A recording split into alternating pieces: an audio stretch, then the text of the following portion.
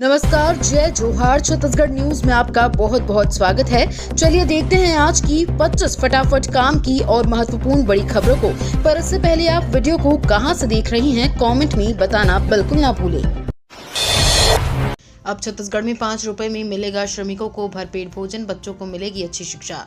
छत्तीसगढ़ के मुख्यमंत्री विष्णुदेव साय ने विश्वकर्मा जयंती पर आयोजित राज्य स्तरीय श्रमिक सम्मेलन में प्रदेश के सभी जिलों में अन्नपूर्णा दाल भात केंद्र और छत्तीसगढ़ भवन एवं अन्य सन्निर्माण कार्यकार कल्याण मंडल की योजना के अंतर्गत पंजीकृत श्रमिक परिवारों के बच्चों को श्रेष्ठ आवासीय विद्यालय में निःशुल्क अध्ययन की सुविधा देने के लिए अटल उत्कृष्ट शिक्षा सहायता योजना शुरू करने की घोषणा कर दी है।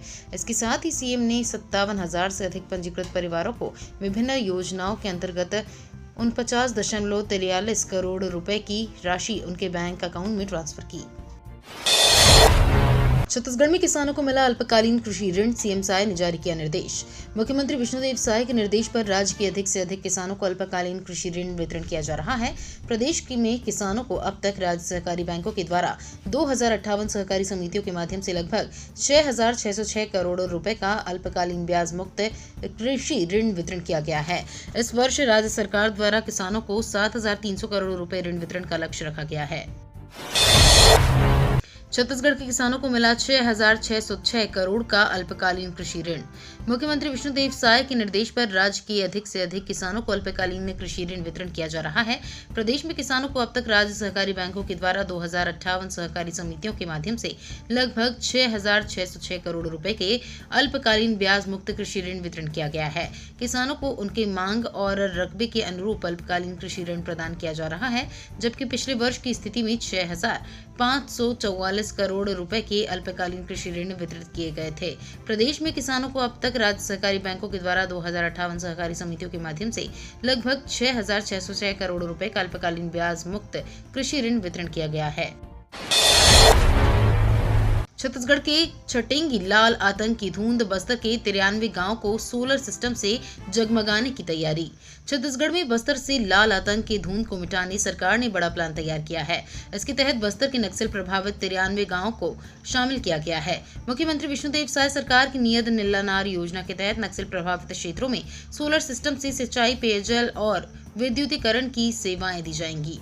इसकी जिम्मेदारी क्रीड़ा विभाग को दी गई है। क्रीड़ा के अधिकारियों ने जानकारी देते हुए बताया कि योजना के तहत पहले चरण में बस्तर, सुकमा, बीजापुर, दंतेवाड़ा, कांकेर और नारायणपुर में लगे 21 कैंपों के 93 गांवों को शामिल किया गया है। साय सरकार की कैबिनेट बैठक, राज्योत्सव, धान खरीदी, नक्सलवाद समेत कई मुद्दों पर लिए जा सकते हैं अहम फैसले। मुख्यमंत्री विष्णुदेव साय की कैबिनेट बैठक 20 सितंबर को होगी।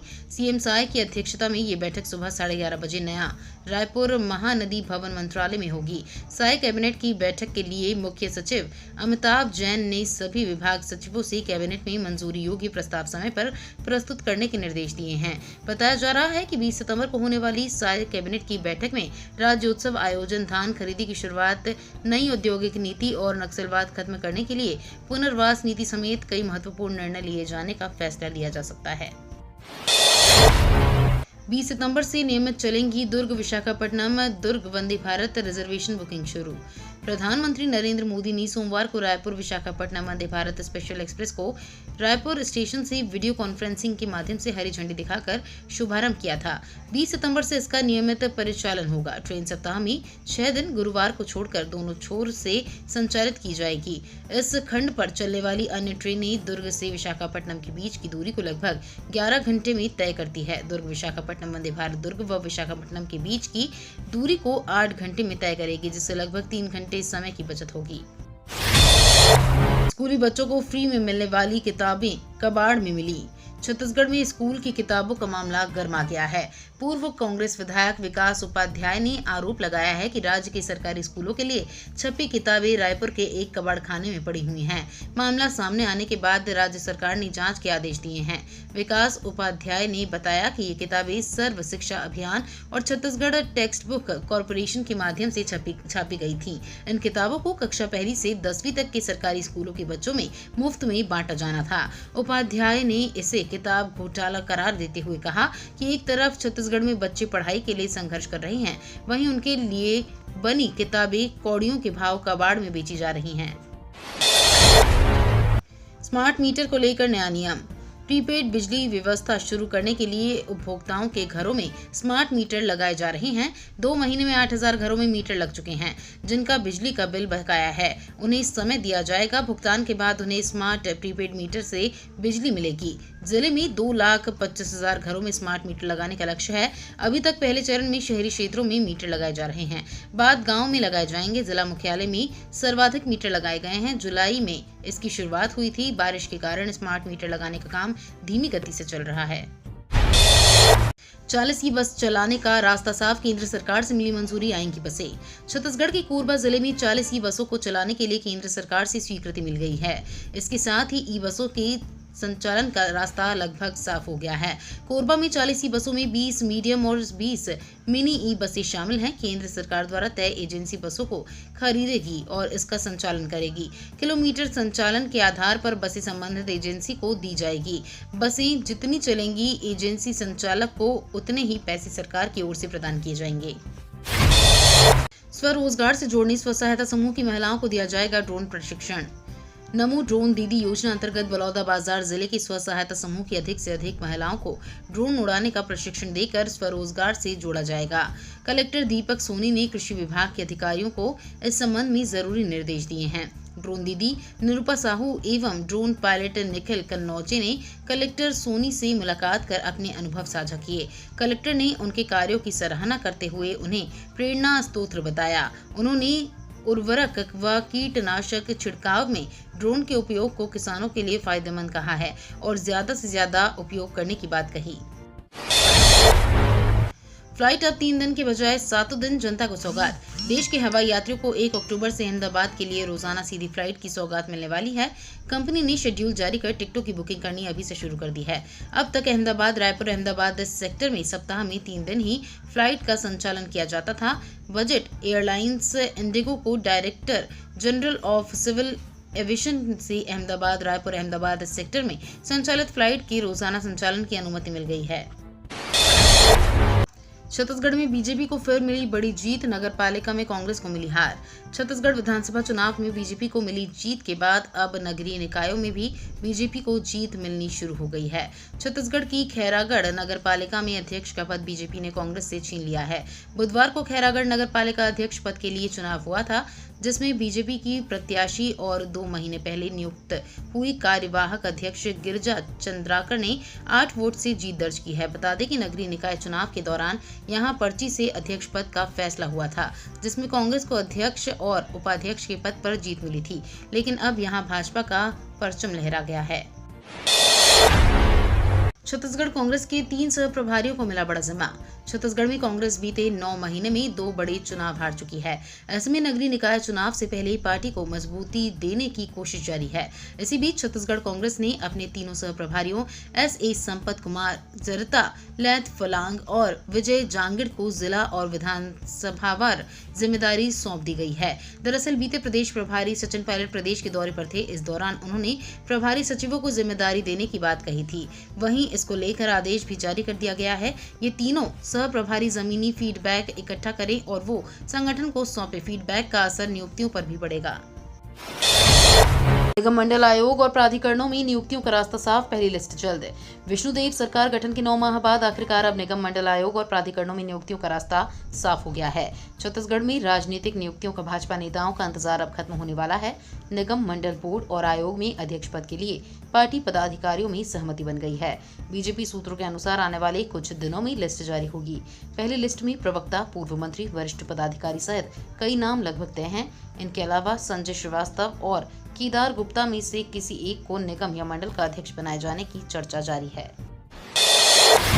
मनरेगा के माध्यम से हुआ ग्राम पंचायत पीपर बहरा में हुआ शिक्षा में सुधार। छत्तीसगढ़ में ग्रामीण विकास और सामाजिक सुरक्षा के क्षेत्र में मनरेगा ने क्रांतिकारी बदलाव लाए हैं। इस योजना का उद्देश्य न केवल गरीब ग्रामीणों को रोजगार प्रदान करना है, बल्कि उनके जीवन की गुणवत्ता को भी बेहतर बनाना है। ऐसा ही एक कहानी है छत्तीसगढ़ की मनेन्द्रगढ़ चिरमिरी भरतपुर जिले की ग्राम पंचायत पीपर बहरा की, जहां मनरेगा के माध्यम से इंटरलॉकिंग सड़क निर्माण का कार्य किया गया और इसका सीधा लाभ विद्यालय के बच्चों और शिक्षकों को मिला। छत्तीसगढ़ के जिले में पंडित प्रदीप मिश्रा महाराज का हो रहा आगमन। छत्तीसगढ़ धमतरी जिले में दिनांक 20/9/2024 से 24/9/2024 तक ग्राम कांटा कुर्रीडीह कुकरेल में कथावाचक पंडित श्री प्रदीप मिश्रा जी के श्री शिव महापुराण कथा वाचन के दौरान ग्राम कुकरेल से ग्राम सिरौद खुर्द, ग्राम बनबगौद, ग्राम बांसपारा से पैदल पहुंचेंगे कथा स्थल। सभी वाहनों के आवागमन पर रहेगा प्रतिबंध। पुलिस अधीक्षक के निर्देशानुसार दिनांक 20/9/2024 से 24/9/2024 तक कथावाचक पंडित श्री प्रदीप मिश्रा सीहोर वाले का कार्यक्रम नियत है। छत्तीसगढ़ पुलिस में भर्ती का सपना देख रहे युवाओं के लिए खुशखबरी। छत्तीसगढ़ पुलिस में भर्ती का सपना देख रहे युवाओं के लिए अच्छी खबर है। प्रदेश की पुलिस बल में नए पदों में भर्ती के लिए वित्त विभाग ने हरी झंडी दे दी है। इसके लिए जल्द ही प्रक्रिया शुरू होगी। गृह विभाग ने पुलिस विभाग में अलग अलग 341 रिक्त पदों पर भर्ती की स्वीकृति के लिए प्रस्ताव बनाकर वित्त विभाग के पास भेजा था, जिसे स्वीकृति मिल गई है। इसमें अब सब इंस्पेक्टर के सबसे अधिक 278 पदों पर नियुक्ति की जाएगी। वन नेशन वन इलेक्शन पर पूर्व सीएम बघेल का बड़ा बयान। वन नेशन वन इलेक्शन पर पूर्व मुख्यमंत्री भूपेश बघेल का बड़ा बयान सामने आया है। उन्होंने कहा कि प्रधानमंत्री ने लाल किले से राष्ट्र को संबोधित करते हुए कहा था कि वन नेशन वन इलेक्शन होनी चाहिए। 24 घंटे नहीं बीते और चुनाव आयोग ने 2 राज्यों के चुनाव की घोषणा की। अरुण साफ कहते हैं छत्तीसगढ़ में वन नेशन वन इलेक्शन की तर्ज पर चुनाव होंगे। अब सरकार के सूत्रों से खबर आ रही है कि नगर निकाय और पंचायती चुनाव एक साथ कराना संभव नहीं है। वे खुद बोलते हैं और कर नहीं पाते हैं। किसी राज्य में अगर सरकार गिर गई तो चुनाव 2.5 साल के लिए होंगे या 5 साल के लिए होंगे। बिलासपुर में सिगरेट पान मसालों की दुकानों में छापेमारी, 400 से 500 जुर्माना वसूल करने भाई औपचारिकता। बिलासपुर में नशे के कारोबारियों के खिलाफ कार्रवाई के लिए जिला स्तर पर टीम बनाई गई है। इसमें राजस्व विभाग, नगर निगम, खाद्य एवं औषधि विभाग, पुलिस के साथ ही आबकारी विभाग के अफसर शामिल हैं।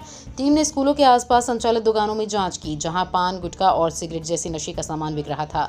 इस दौरान टीम ने दुकानदारों के खिलाफ महज 400 से 500 रुपए जुर्माने की कार्रवाई की। दरअसल शहर के साथ ही जिले में नशे का अवैध कारोबार बड़े पैमाने पर संचालित हो रहा है। राहुल के खिलाफ नारेबाजी, भाजपा नेताओं को पुतला फूंका। सरगुजा एवं कोरिया में कांग्रेस ने किया प्रदर्शन। भाजपा और उनके सहयोगी दलों के नेताओं द्वारा लोकसभा में विपक्ष के नेता राहुल गांधी के खिलाफ सिलसिलेवार हिंसा के लिए उकसाने का आरोप लगाने और आपत्तिजनक बयानबाजी के विरोध में महिलाओं ने भाजपा नेताओं का पुतला फूंका।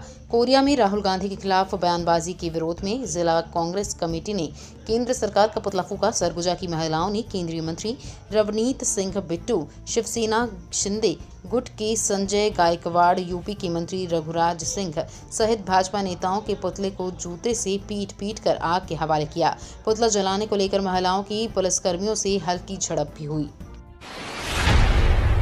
सांसद बृजमोहन की पहल पर श्री पार्श्वनाथ भगवान पर जारी होगा स्मारक डाक टिकट।